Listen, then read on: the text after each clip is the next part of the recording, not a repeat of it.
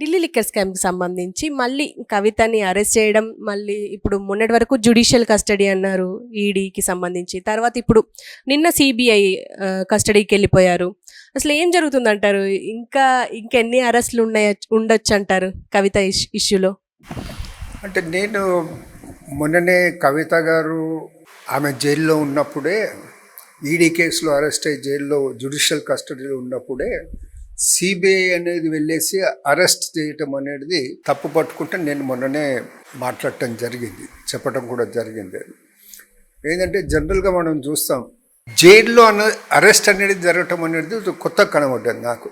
ఇన్ని రోజుల్లో నేను జనరల్గా పరిశీలిస్తున్న వాటిలో ఎప్పుడులే జైలు నుంచి ఒకళ్ళు జైలు నుంచి విడుదలై బయటకు వచ్చిన తర్వాత ఇంకొక కేసులో అరెస్ట్ చేసిన మాట చూడటం జరిగింది. అది జైల్లో నుంచి అరెస్ట్ అయ్యి జైల్లో ఉన్నవాళ్ళు విడుదలై బయటకు వచ్చిన తర్వాత, జైలు బయటకు వచ్చిన తర్వాత వేరే కేసులో వాళ్ళని అరెస్ట్ చేయటం అనేది చూడటం జరిగింది. ఇది ఏకంగానే జైళ్ళను జ్యుడిషియల్ కస్టడీ ఉన్నవారు దగ్గరికి వెళ్ళేసి జైల్లోనే సిబిఐ వారు అనేది అరెస్టు చేశారన్నమాట ఒక కొత్తగా పడేది. అది మరి అసలుకు వ్యవస్థ ఏ తీరుగా పనిచేస్తుందో అన్నదానికి అది ఉదాహరణ. అది తర్వాత వారు తప్పు చేసిండ్రు అనటంలో సెకండ్ థాట్ లేదు. ఆమెకు నాకు తెలిసినంత వరకు డిసెంబర్ 15 నాడు ఆమెది అనేది ఛార్జ్ షీట్లో పేరు నమోదయ్యింది. సో ఇన్ని రోజులు ఎప్పుడు 2022లో ఇప్పుడు కాదు, 23లో డిసెంబర్ 15, 2022 ఇన్ని రోజుల తర్వాత ఎలక్షన్స్కు ముందు అనేది అరెస్ట్ చేయటం, తర్వాత జైల్లో పెట్టడం, అదేవిధంగా కేజ్రీవాల్ కూడా ఇది మొత్తం ఒకటే కేసు కదా, ఏదే లిక్కర్ కేసు కదా. ఇన్ని రోజులు అనేది డీల్ ఇచ్చేసేసి ఇన్ని రోజులు వదిలిపెట్టేసి జస్ట్ బిఫోర్ ఎలక్షన్స్ అనేది ఎందుకు చేయాల్సి వచ్చింది? అది పెద్ద ప్రశ్నార్థకం. ఇది ఒక పెద్ద కుట్రలో భాగంగా ఇది జరుగుతుంది. ఎలక్షన్స్లో వాళ్ళని దూరం పెట్టడానికి జరుగుతుంది. మాకు బిట్టర్ ఆపోజిషన్ బీఆర్ఎస్కు మాకు.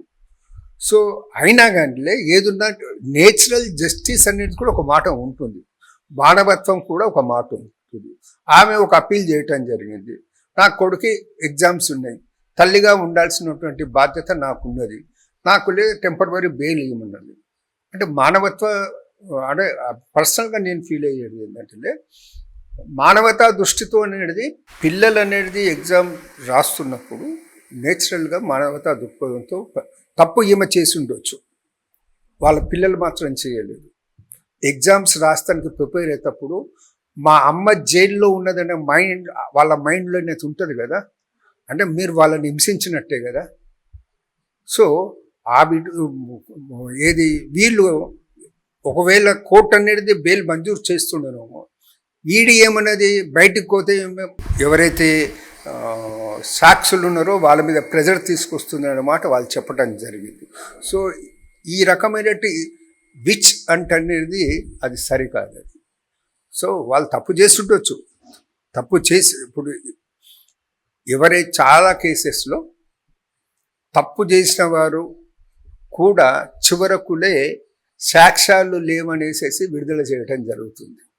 సో ఎంతవరకైతే ఫైనల్ జడ్జిమెంట్ అయితే రాదో అంతవరకులే వాళ్ళు ముద్దాయి, అంతేగాని వారనేది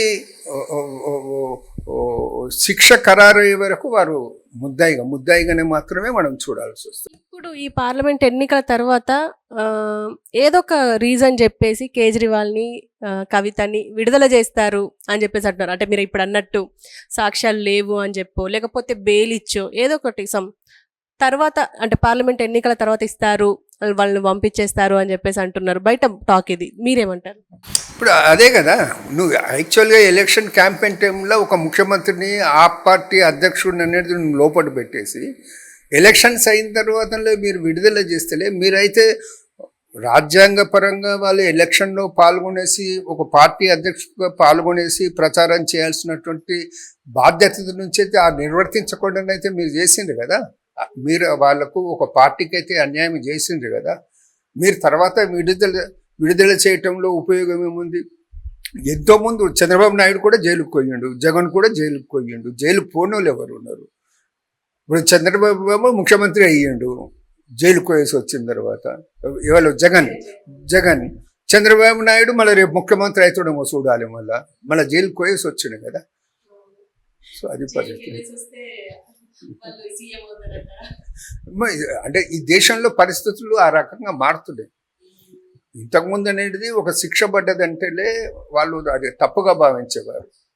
ఒక ఒక చార్జ్ షీట్ లో ఉన్నామంటే పడ్డదంటే తప్పుగా భావించేవారు. నెహ్రూ టైంలో ఆర్థిక మంత్రి అనేది రెజిగ్నేషన్ చేయాల్సి వచ్చింది. టీటీ కృష్ణమాచారి అనుకుంటాను నేను. అప్పుడు రిజైన్ చేయాల్సి వచ్చింది. ఒక ఆయన మీద అభియోగం వస్తే రిజైన్ చేయాల్సి. ఇప్పుడు అభియోగం వస్తే దాన్ని సమర్థించుకునే ప్రయత్నంలో కానీ తప్పు చేసి కూడా ఒప్పుకునే పరిస్థితులు లేనటువంటి వాతావరణం ఉన్నది. దాన్ని మనం ఏం చేయలేము. ఏంటంటే మందకృష్ణ మాదిగ మళ్ళీ ఇంకో మాట అంటున్నారు ఏంటంటే, మాదిగలను అనగదొక్కే ప్రయత్నాలు జరుగుతున్నాయి కాంగ్రెస్ లో అని చెప్పేసి అంటున్నారు. దీనికి మీరేమంటారు? ఒకరిని అనగదొక్కినంత మాత్రం ఎంత అనగదొక్కితే అంత రేజై లేస్తారు. ఎవరినైనా అనగదొక్కే ప్రయత్నం మాత్రం కాంగ్రెస్ పార్టీ ఎప్పుడు చేయదు. ఎప్పుడులే బలహీన బడుగు వర్గాల ప్రజల గురించి, ఉన్నతి గురించి ప్రయత్నం చేస్తుంటుంది. కానీ ఎన్నికల్లో ఏం ఆలోచిస్తున్నారంటే, మారిన పరిస్థితుల్లో ట్రెండ్ ఎట్లుందంటే, ఇంతకుముందు గతంలో చూస్తే కాంగ్రెస్ పార్టీ నుంచి ఒక క్యాండిడేట్ను పెట్టిండ్రంటే అతని గెలుపు అనేది తథ్యం అనేది ఒకటి ఉంటుండేది. లాంగ్ బ్యాక్, ఓ 20 years back, 25 years back Congress party ticket వస్తే చాలు, వాళ్ళ దగ్గర డబ్బు ఉన్నవా లేవా అనేది మాట కాదు అది. సో అతడి ఎబిలిటీ ఉందా లేదా మాట కూడా కాదు. కానీ ఇప్పుడు పరిస్థితులు మారినాయి. ఇప్పుడు ఆ కాన్స్టిట్యూన్సీలో కాంపిటెంట్ పర్సనాలిటీ కావాలని చూస్తున్నటువంటి పరిస్థితుల్లో అందుకే అన్ని పార్టీల వారు సర్వేలు చేస్తున్నారు. రేపు మందకృష్ణ మాదిగనే ఒక పార్టీ పెట్టిండు అనుకోండి, ఆయన ఎవరికైనా టికెట్ ఇచ్చాల్సి ఉన్నదనుకోండి, ఆయన ఎంబడి ఉండి అహర్నిశలు కృషి చేసేవారు ఉన్నా కానీ ఆ కాన్స్టిట్యున్సీలు ఏ కాన్స్టిట్యున్సీలో అతడు టికెట్ కోరుకుంటుండో గెలిచే పరిస్థితుల్లో లేకుంటే మందకృష్ణ మాదిగ టికెట్ ఇస్తాడా? ఒక పార్టీ నాయకుడిగా అతడు ఆలోచించేది గెలిచే వారికే ఇస్తామనే మాట ఆలోచన చేస్తాడు కదా. సో ప్రాక్టికల్గా ఆలోచన చేయాల్సినటువంటి పరిస్థితి అనేది ఉన్నది. సో ఎంత న్యాయం జరగాలనో సమాజంలో అటు వీకర్ సెక్షన్స్ కానీ వెనుకబడిన వర్గాల వారికి కానీ అది అంత న్యాయం జరుగుతలేదు. ఆ వాస్తవాన్ని వ్యక్తిగతంగా నేను కూడా ఉంటాను. కానీ దేశంలో రాష్ట్రంలో ఉన్న పరిస్థితులే అందుకు కారణం అది. సో రోజులు మారుతాయని భావిస్తా ఉన్నారు. మోడీ ఒక విమర్శ చేస్తున్నారు కాంగ్రెస్ పార్టీ మీద. వ్యతిరేక శక్తులకు అండగా నిలుస్తుంది, ఎవరి సూచనల మేరకు పనిచేస్తుందో తెలపాలని మోడీ అన్నారు. మీరేమంటారు? ఏ వ్యతిరేక శక్తులు ఆయనే చెప్పాలి కదా. ఇప్పుడు ఆయనకు అనుమానం, ఇప్పుడు ఆ వ్యతిరేక శక్తులు ఏంటో ఆయనే చెప్పాలి కదా. ఆయన ఎవరి చేతిలో ఉండి పనిచేస్తుండు? బీజేపీ చేతిలో ఉండి పనిచేస్తుందా? బీజేపీ పనిచేయడానికి వెనుక ఉన్న శక్తులేంది ప్రపంచానికి అంతా తెలుసు. మీరు ఎవరి కనుసన్నల్లో నడుస్తున్నారు అది కూడా అందరికీ తెలుసు. ఇప్పుడు మీకులే ఏవైనా శక్తులు అనేది నడిపిస్తున్నాయి కాంగ్రెస్ అనుకుంటే ఆ శక్తులు ఏమిటో మీరు చెప్పండి. అది అవునా కాదా అనే మాట మేము తర్వాత చెప్తాం. బీజేపీని వ్యతిరేకిస్తే ఈడీ సిబిఐలు దాడులు చేస్తున్నారు అని చెప్పేసి బయట టాక్. ఈవెన్ మనం చూస్తున్నాం కూడా, ఇటు కేజ్రీవాల్ విషయంలో చూడొచ్చు, పార్లమెంట్ ఎన్నికలకు ముందే పెట్టేశారు. మీరు దీన్ని యాక్సెప్ట్ చేస్తారా? అంటే బీజేపీకి వ్యతిరేకంగా ఉంటే ఖచ్చితంగా ఈడీ రైడ్స్ జరుగుతాయి, సిబిఐ అరెస్ట్ చేస్తుంది అనేసి. ఇదైతేలే ఈడీ, సిబిఐ, ఇన్కమ్ ట్యాక్స్ ఏ పద్ధతుల్లోనైతే పనిచేస్తుందో అది చూస్తేలే అవి ఇండిపెండెంట్గా పనిచేస్తున్నట్టు కావట్లేదు. ఈ వ్యవస్థలే కేంద్రంలో ఉన్నటువంటి ప్రభుత్వం యొక్క కనుసన్నల్లోనే నడుస్తున్నామని తెలుస్తున్నాయి. గతంలో టీడీపీలో ఉన్నటువంటి వారు వాళ్ళ మీద కొన్ని కేసులుండే, కొన్ని లావాదేవీలలో విమర్శలు వచ్చిండ్రు. ఆ తర్వాత వాళ్ళు బీజేపీలో చేరిండ్రు, బహుశా వాళ్ళు బీజేపీలో మంత్రి కూడా అయ్యిండ్రు. ఆ తర్వాత ఏం కేసులో ఊసేలేదు కదా. ఇప్పుడు ఈ మధ్యలో మహారాష్ట్ర నుంచి కాంగ్రెస్ నుంచి కూడా పోయిన వాళ్ళు ఉన్నారు. వాళ్ళ మీద కూడా కొన్ని కేసెస్ అనేది ఉండుండే. మరి మీరులే అటువంటి వారి మీద ఏం చర్యలు తీసుకోకుండా ఉంటున్నారు కదా. బీజేపీలోకి పోయిన తర్వాత ఏం చర్యలు తీసుకోకుంటున్నారు. మీరు బీజేపీ కాకుండా వేరే పార్టీల్లో ఎవరైనా ఉండి వాళ్ళలో ఏదైనా లొసుగులు ఉంటే వాళ్ళని ప్రెజర్ చేస్తున్నారు. మీరు ప్రెజర్ తీసుకొచ్చి ఏది వాళ్ళ లైన్లోకి తీసుకొచ్చే ప్రయత్నం చేస్తున్నారు. ఇప్పుడు చంద్రబాబు నాయుడులే ఆంధ్రలో బీజేపీ తోటి అలియన్స్ పోయాడు. ఆయన మనస్ఫూర్తిగా పోయిండా. ఒకసారి ఆయన మనస్ఫూర్తిగా ఎలక్షన్ అయిన తర్వాత మాట్లాడమని చెప్పండి.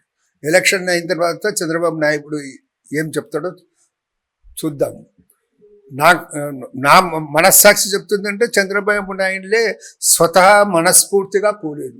ఆయన మీద ఏదో ప్రెజర్ తీసుకొచ్చి ఆయన బీజేపీ తోటి అలయన్స్ మీద వెళ్ళేది. ఆ విషయం రేపు ఎలక్షన్ తర్వాత చంద్రబాబే చెప్తాడు, మనం చూస్తాం. అంటే బయట కూడా అదే టాక్. అంటే మొన్న అరెస్టుకు కారణం కూడా బీజేపీయే వెనుకుండి మళ్ళీ పవన్ కళ్యాణ్ పంపించింది అని చెప్పేసి కూడా మాట్లాడుకున్నారు. అండ్ ఇంకోటి మళ్ళీ ఏంటంటే ఫోన్ ట్యాపింగ్ విషయానికి వచ్చి మళ్ళీ ఈ రోజు అంటే ఆయన కిషన్ రెడ్డి గారు జీప్ యాత్ర చేస్తున్న విషయం తెలిసిందే. అయితే జీప్ యాత్రలో భాగంగా ఈయన ఏం మాట్లాడారంటే ఫోన్ ట్యాపింగ్ నిజంగానే జరిగింది, అది కేసీఆర్ హయాంలోనే జరిగింది. పైగా హీరోయిన్లను వాళ్ళు ట్రాప్ చేసి వాళ్ళని బెదిరించి వాళ్ళ దగ్గర డబ్బులు తీసుకున్నారు అని చెప్పేసి అంటున్నారు. మీరు దీన్ని నమ్ముతున్నారా? ఇప్పుడు అన్నిటి మీద ఎంక్వైరీ జరుగుతుంది కదమ్మా. ఇప్పుడు రాజకీయ నాయకులు చెప్పేదాని మీద ఎవ్వలేదే విశ్వసించే పరిస్థితి లేదు. రాజకీయ నాయకులు అనేది వాళ్ళ నాలుక ఎప్పుడు మనలతో తెలియని పరిస్థితి ఉన్నది. సో కిషన్ రెడ్డి చెప్పినా ఎవరు చెప్పినా కానీ అది ఎవరు నమ్మే పరిస్థితులు లేరు. రేపు అనేది విచారణలో అన్ని తేలితే కదా. అంతవరకు కాదండి. ఇప్పుడు ఇక్కడ జరుగుతున్నాయి కేంద్రంలో వాళ్ళ మధ్యలో ఇవాళ పేపర్లు వచ్చింది ఒక దాంట్లో ఏదో పెగసన్. సో అది సెంట్రల్లో కూడా కేంద్ర ప్రభుత్వం కూడా ఉపయోగించింది అనేసి మాట చెప్పడం జరుగుతుంది కదా. ఒకవేళ మోడీ ప్రభుత్వం అనేది వచ్చే ఎన్నికల్లో రాకుంటే మోడీ కూడా ఈ విచారణలు ఎదుర్కోవాల్సిన పరిస్థితి, అమిత్ షా కూడా ఈ విచారణలు ఎదుర్కోవాల్సిన పరిస్థితి ఏర్పడుతుంది. Thank you very much sir.